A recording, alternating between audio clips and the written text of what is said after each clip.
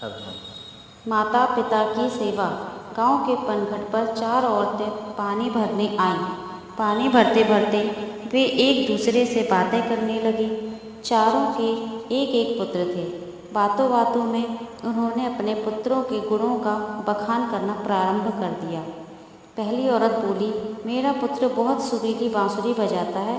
जो भी उसकी बांसुरी सुनता है मंत्र मुग्ध हो जाता है। मैं ऐसा गुणवान पुत्र पाकर बहुत प्रसन्न हूँ। दूसरी औरत बोली, मेरा पुत्र बड़ा पहलवान है। इस गांव में ही नहीं बल्कि दूर दूर के गांव में भी उसकी बहादुरी का डंका बजता है। ऐसा गुणवान पुत्र भगवान सबको दे। तीसरी औरत कहाँ पीछे रहती, वह बोली, मेरा पुत्र कुशाग्र बुद्धि है। उससे अधिक बुद्धिमान इस पूरे गांव में नहीं। लोग अपनी समस्याएं लेकर उसके पास आते हैं। मैं ऐसा पुत्र पाकर धन्य हो गई।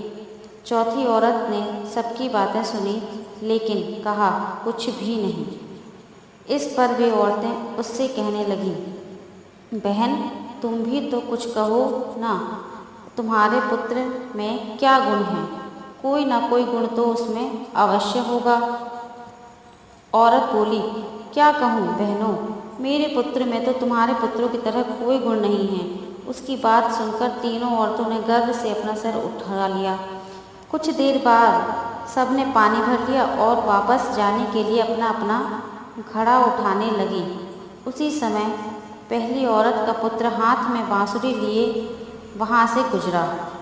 उसने देखा कि उसकी माँ पानी से भरा घड़ा नहीं उठा पा रही, किंतु वह यह अनदेखा कर बांसुरी बजाते हुए वहाँ से चला गया।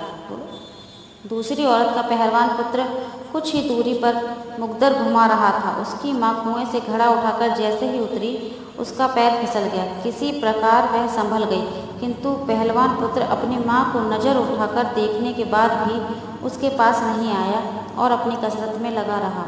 तीसरी औरत का पुत्र भी वहाँ से किताब पढ़ते हुए निकला। उसकी माँ ने उससे कहा, पुत्र मैं दोनों हाथों से घड़ा पकड़े हुए हूँ, ये रस्सी जरा मेरे कंधे पर डाल दे। लेकिन वह अपनी माँ की बात अनसुनी कर वहाँ से चला गया।